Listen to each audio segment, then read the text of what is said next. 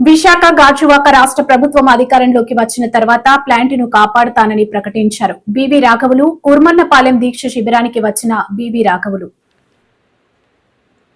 రాష్ట్ర ప్రభుత్వం అధికారంలోకి వచ్చిన తర్వాత ప్లాంట్ను కాపాడుతామని ప్రకటించారు బివి రాఘవులు. కూర్మనపాలెం దీక్ష శిబిరానికి వచ్చిన బివి రాఘవులు స్టీల్ ప్లాంట్ కార్మికులకు అన్యాయం చేశారు. వీఆర్ఎస్ పేరుతో కార్మికులను బయటకు పంపిస్తున్న ప్రభుత్వం కాంట్రాక్ట్ కార్మికులను తీసేస్తున్నారు. పోరాటాలతో సాధించుకున్న స్టీల్ ప్లాంట్ను అమ్మేసి ప్రైవేట్ స్టీల్ ప్లాంట్కు అనుమతిస్తున్నారు. ప్యాకేజీ వలన స్టీల్ ప్లాంట్ అభివృద్ధి జరగదు. స్టీల్ ప్లాంట్కు సొంత గనులు సేల్ విలీనం చేస్తేనే స్టీల్ ప్లాంట్ నిలబడుతుంది. ఎన్ఎండిసి నుంచి ఐరన్ ఓర్ తీసుకురావాల్సిన పరిస్థితి, రైల్వే రేకులు కూడా ఇవ్వని పరిస్థితి. దీనికి ప్రధాన కారణం కేంద్రం స్టీల్ ప్లాంట్ను అమ్మేయాలనుకోవడమే. స్టీల్ ప్లాంట్ భూములను కొల్లగొట్టాలని అదానీ లాంటి వాళ్ళు కాపు కాసి ఉన్నారు. కార్మికులందరూ ఐక్యతగా ఉండాలి, ఉద్యమాన్ని ముందుకు తీసుకెళ్లాలి. స్టీల్ ప్లాంట్ను కాపాడుకోవడానికి దీర్ఘకాలిక ప్రణాళిక రూపొందించాలి. దీనికి రాజకీయ పార్టీలు కూడా నిజాయితీగా సహకరించాలి. పైసా ఖర్చు కాబోతుంది, ఇంత ఖర్చు మేము పెట్టలేమని చెప్పేదానికి కూడా ఏమీ లేదు. అటువంటి దానికి ఏమి అర్థం ఈ ప్రభుత్వానికి ఉందని శైలిలో కలపడానికి కూడా అదనంగా రూపాయి ఖర్చు అయ్యేది ఏం లేదు. ఒక నిర్ణయం చేయడం, ఆ నిర్ణయం కూడా చెడ్డ నిర్ణయం కాదు. అందరిలో భాగంగా ఉన్నప్పుడు, శైలిలో ఉన్నప్పుడు, ఒక చోట ఇబ్బంది అయినప్పుడు ఇంకో చోట ఆదుకునేదానికి అవకాశం ఉండే ఒక సంస్థ దానికి అండగా ఉంటుంది.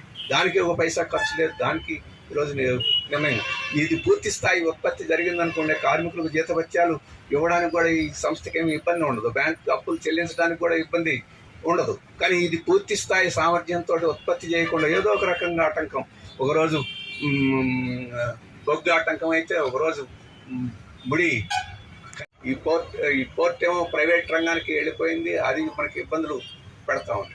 కనీసం ఇప్పుడు ప్రభుత్వం పరిష్కారం వెంటనే చేయగలిగింది ఏంటంటే సొంతగానే ఇవ్వడం అని చెప్పేసి. బహుశా ఈ స్టీల్ ఉత్పత్తి ఖర్చులో కూడా ముడి ఇనుము భాగం ఎక్కువ ఉంటుంది. అది సొంత గని ఇవ్వడం ద్వారా ఆ ఖర్చు తగ్గించుకొని వ్యవహార సరళి జోలబాటుతోనే.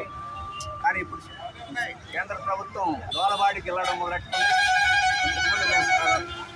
ప్యాకేజీ ప్రకటించాం, స్టీల్ ప్లాంట్ రక్షించామని చెప్పేసి గొప్పగా చెప్పిన కేంద్ర ప్రభుత్వం ఇప్పుడు మొత్తం విశాఖపట్నం స్టీల్ ప్లాంట్ మళ్ళీ ప్రైవేటీకరించడానికి, దీన్ని నష్టాలు చేయడం కోసం కార్మికులు మళ్ళీ ప్రయత్నాలు ప్రారంభించింది. ఆ ప్యాకేజ్ అనేది కంటి తూర్పు అని చెప్పేసి ఇప్పుడు స్పష్టంగా అర్థమైపోయింది. ఆ ప్యాకేజ్ కార్మికుల కోసం కాదు, ప్లాంట్ కోసం కాదు, బ్యాంకులు అప్పులు తెచ్చడం కోసం కానీ అని చెప్పేసి స్పష్టం అయిపోయింది. ఎందుకంటే ఈ ప్లాంట్ చిన్న చిన్న ప్యాకేజీల ద్వారా పరిష్కారం అయ్యేది కాదు. దీనికి వైబుల్గా నడవాలి, ఇది బ్రహ్మాండంగా ముందుకు పోవాలంటే దీనికి కావాల్సిన ఒక గని కేటాయింపు, సొంత గని కేటాయింపు చేయాలి. దాని గురించి మాట్లాడటం లేదు. శైలిలో కలపడం ద్వారా దీనికి ఒక శక్తి వస్తుంది. శైలిలో కలపడానికి నిర్ణయం తీసుకోలేదు.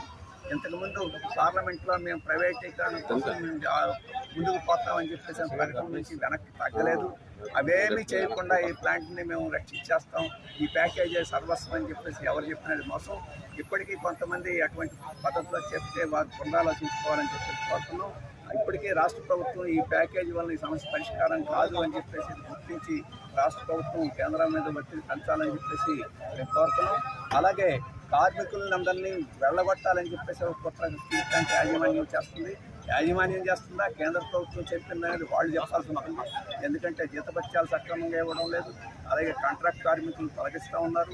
పర్మనెంట్ వాళ్ళని మీరు వీఆర్ఎస్ పెట్టమని చెప్పేసి మనం అంటాం, పొగబెట్టి వెళ్ళగొట్టడం అనేది. వీఆర్ఎస్ పెట్టమని ఒత్తిడి చేసి బయటకు పంపాలని పర్మనెంట్ కార్మికులు ప్రయత్నం చేస్తున్నారు.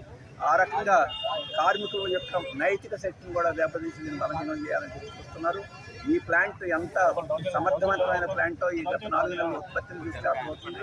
4 నెలల్లోనే 10,000 కోట్ల రూపాయలు ఉత్పత్తి చేయగలిగిందంటే 7 మిలియన్ టన్నులు ఉత్పత్తి చేయడం అనేది పెద్ద కష్టమైన పని కాదు.